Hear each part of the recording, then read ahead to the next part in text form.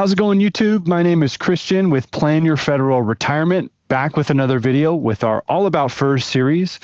Super excited today to be talking about your FERS pension and some things to be thinking about in order to maximize your FERS pension. I get asked this a lot in meetings when we're working with clients, is just the unknowns that someone will come in and say, well, just want to make sure I'm checking all the boxes, doing all these things and making sure I'm going to get the most out of my federal benefit. And couldn't agree more, right? This is something that is very important. You've worked a long, hard career, and now it's time to be thinking about retirement. We want to make sure that we know all the ins and outs of your benefits so that we can maximize them. And so today I wanted to talk about that and really thinking about the things that from the benefit side, what are those thresholds we need to meet? What are those markers that we need to meet? But then other things like, what can we control? What are the things that we can't control? So yeah, going through that. I'll dive right in. The thing that would be most important to know right off the bat is the formula in order to calculate what your FERS pension will be. And so that formula, forgive me if you already know this, but it is your high 3 times your credible service, years, months, and days of credible service, times your multiplier. And that is what is figured to determine how much of a pension that you would receive. So if we break it down a little bit further, well, what's your high 3? Your high 3 is the average of the highest 36 consecutive months of credible service. So a lot of times we think it's just going to be the last 3 years of working. It doesn't always have to be the case. You could have a higher paying position and then decide to step down and work a lower paying position and then finish your career several years later. And your high 3 could be based on when you had a higher paying position. So that could be a tip right there. If we're wanting to increase our high 3, that's something that we can control, is we could accept a higher paying position. We strive ourselves for that, even if it's temporary, even if it's for just those 3 years to get a higher high 3, and then we accept a lower paying position afterwards. That would permanently affect your high 3, therefore it would permanently increase your pension. You could think about locality there as well, right? If you moved to a higher cost of living location, you got that higher locality, that would also factor into your high 3 there as well. So the next is your credible service, right? Your years, months, and days of credible service. And this you have control of as well. The longer that you work, of course, the longer that your years, months, and days would be for your pension. And I know that's not always the incentive there, is to work longer. And that's not what I'm suggesting here either. But we have to understand, obviously, the timeline on when you can retire so that you can meet those retirement thresholds. And just as a refresher as well, that would be retiring at your minimum retirement age and 30 years of credible service, age 60, and 20 years of credible service, or age 62 and 5 years of credible service. Probably the minimum that you would want to retire at would be your minimum retirement age and 10 years of credible service, so that you get to keep your health insurance and do a postponed retirement. That's always good. Otherwise, if you didn't at least have this one, then we would be doing a deferred retirement. You wouldn't keep your health insurance, and there's penalties for doing so. So going back to your years of credible service, this would also include bought back military time or bought back time in the FERS system. I've done lots of videos on the importance of buying back your military time and how significant of an impact that has, and pretty much always it's a good option to consider it, and we're big fans of that. But controlling that you can work a little bit longer to keep your pension is also important. Another benefit that you can think about is what your multiplier is. So if you're under normal FERS, it's either 1% or it's 1.1%.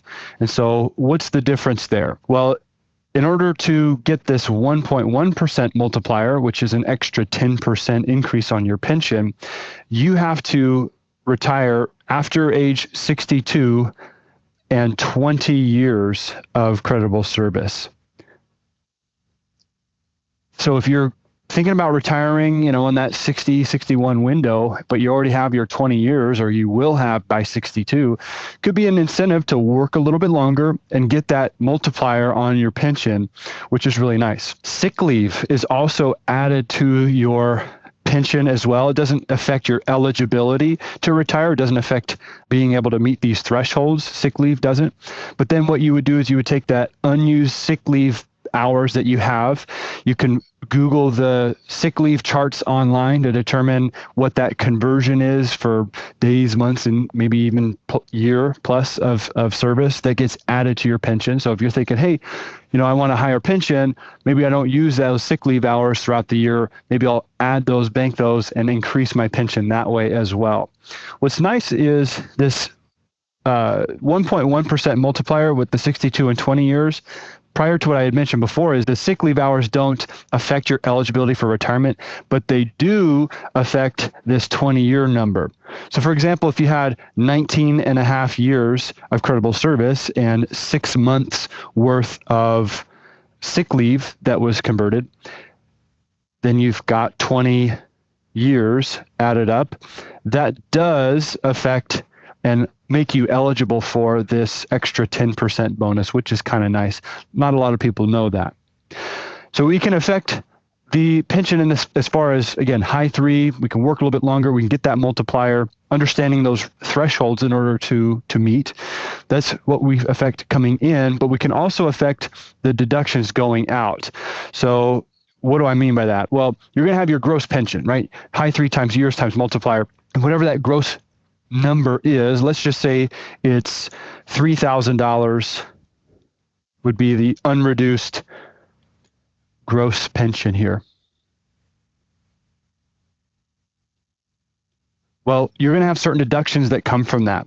The first deduction that comes from that is survivor benefits. The next deduction would be taxes, both federal and, for those that apply, state. And lastly would be different insurances that come out of that. Could be FEHB, or should be FEHB. Could also be the federal long-term care insurance program. It could be FIGLI premiums, right? All of those different deductions that come out of your pension. Those are things you can control as well. Is what sort of survivor benefits are you going to leave? Are you going to leave the full? Or are you going to leave the partial? The full survivor benefit is half of what your pension is if you passed away, so 50%, and that has a cost of 10% versus the partial has a cost of 5%, and you're leaving a 25% survivor benefit. For the length of what I've been doing here, haven't really seen a good case to be made to do the partial, if I'm being honest, and partly because I don't know when my clients, both the spouses, are going to pass away. If we knew that information, great. Now we get to choose which survivor benefit is going to make the most sense, right? But because of that, I'm more inclined to go with the full survivor benefit for most of the time. I really haven't seen a good case for partial. But if we're talking about ways we can make our pension a little bit bigger, I suppose that could be something we can discuss. Taxes. Well, we have an influence on our tax rate in retirement. Those are things we can be doing prior to retirement with moving more contributions over into Roth. Maybe we're doing Roth conversions with some IRA money.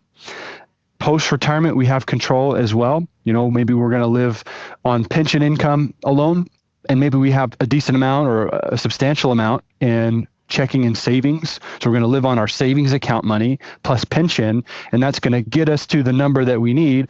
Well, the money that's coming out of your savings account, that's not taxable, right? If you need, let's say $5,000 a month and your pension's, let's just say $3,000, well, you can live on an extra $2,000 a month coming out of your savings account. That's going to keep your taxes really low as a result of that. That's something that you can control, some thoughtful tax planning there. FEHB, that's another area where we really should be considering and looking at your health insurance options every open season. But in particular, when you go to retire, what sort of health insurance are you going to need? Should we consider maybe a high deductible health plan and having a lower premium that we're paying out of our monthly pension, and maybe a little bit higher out of pocket. That's something that we should consider and look into. The long-term care, FIGLI, those are also things to be thinking about as well, particularly with FIGLI premiums that you have. That's a cost that maybe you don't need in retirement. As people get older, generally speaking, their need for life insurance goes down, right? And so as a result, maybe we don't need to carry that FIGLI into retirement. Of course, consult your financial advisor on this, but just saying that is an area that we can affect our pension is having lower deductions that comes out of our pension as well. So hopefully this video was helpful as we're looking at ways that we can maximize our FERS pension, whether that's controlling the things that make our pension bigger, or maybe that's controlling the things that make our pension smaller, right? Those deductions that come out. Those are things to be thinking about in order to really maximize those benefits that you have. So if you have more questions related to this, you can leave your question below in the comments section.